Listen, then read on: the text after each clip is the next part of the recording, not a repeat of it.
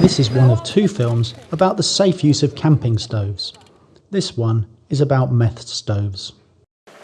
Okay, so now we're going to look at how you assemble and use the Trangia stove safely. So let's open this one up.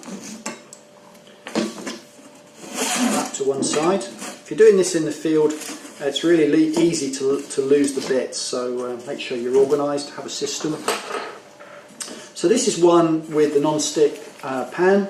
Just like your non-stick pans at home, this one started to delaminate with use. There are pros and cons, but if you are doing a lot of frying, then maybe it's worth considering. Once again, we've got two pans. One of these is non-stick. And inside the second pan, we've got the burner and the handle. So to assemble this, turn it the right way. Once again, we've got the pan stand with the three slots in the bottom. But first of all, let's look at the burner. So the burner has two parts. This part is designed to allow you to have some control over the size of the flame. It's called the simmer ring, and it opens and closes.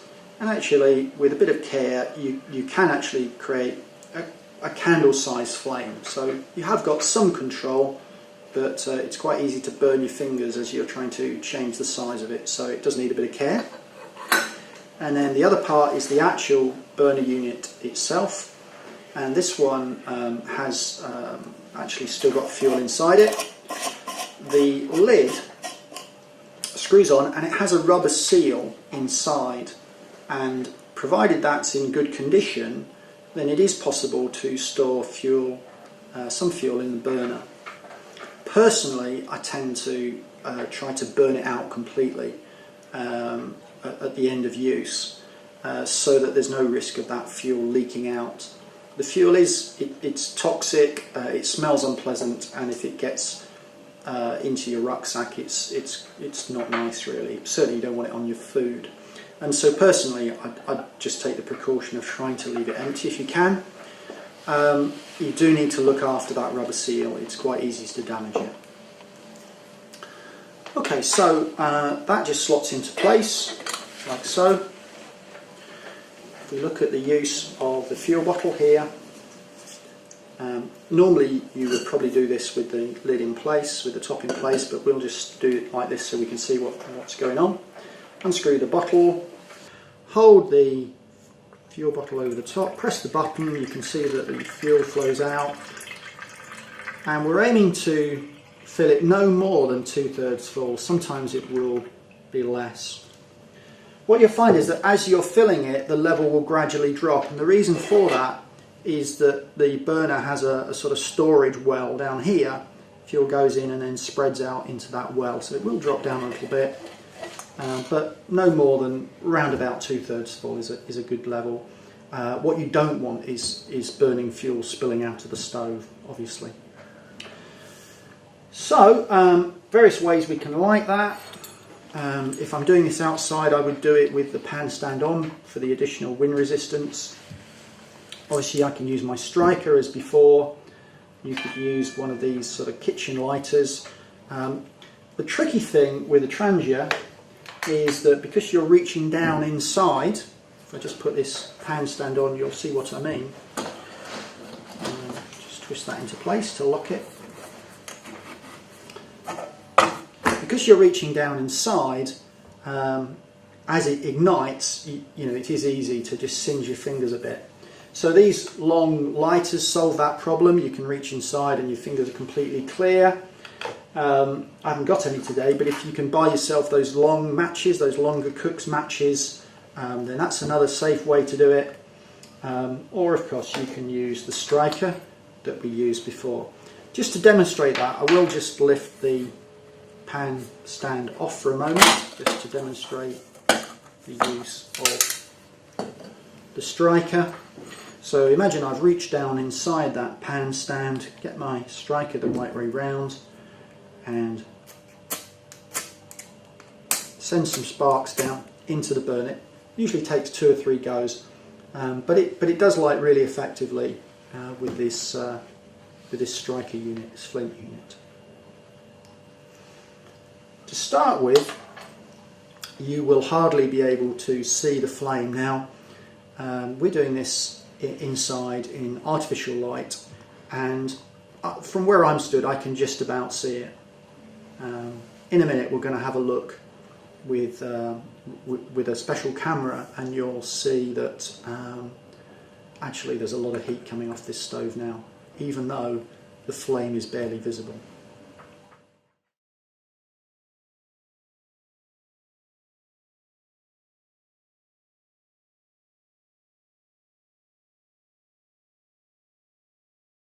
Okay, so now we're going to look at refueling a transient stove in the field.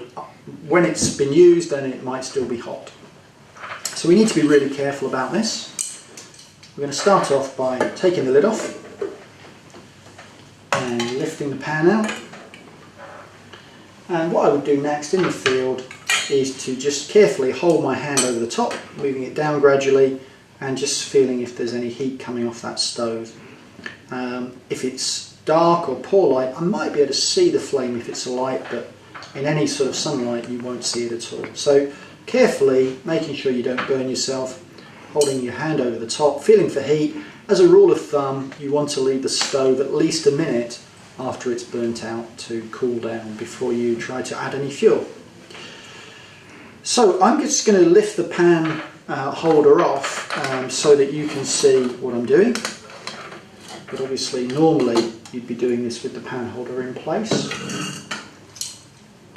So I want to be really sure that that burner is out, and so one possibility is just to hold a match and make sure it doesn't light. So I'm pretty confident now that's out, and if I very carefully, yep, I can check that's only just warm. So we're sure now that the stove isn't alight, and that's absolutely critical in terms of safety with these stoves. Where there have been accidents, it's tended to relate to people trying to add fuel to the stove thinking it was out when actually it wasn't. Once we're certain it's out, then just like before, using the proper fuel bottle, we unscrew it, hold it carefully over the top of the stove, press that button to allow some fuel to flow in, and fill it to a maximum of 2/3 full. And then we're ready to go.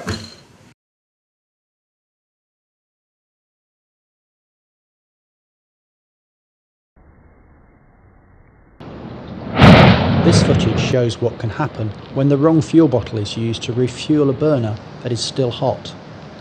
The thermal imaging camera records the temperature of the flare at about 300 degrees centigrade, and the flame jets over 2 meters. Okay, so in summary, transient stoves, Meths stoves are very good. They're very reliable. There's not very much that can go wrong with them. Occasionally the little holes around the rim of the burner can get a bit blocked up if you spill food. But they're easy to clean with something like a Brillo pad and possibly a little cocktail stick or something like that to clear the holes again. Very few moving parts, there's virtually nothing to go wrong, and so they're very reliable, and they have this sort of sealed unit that packs away as we saw a minute ago. There are some downsides. They're quite slow, so it does take a while to boil water. You may find, if you're using Meths, that the pans get quite black, a little bit of smoke from the fuel, and so that can make them quite tricky to clean. Really helps to have something like a Brillo pad and some washing up liquid.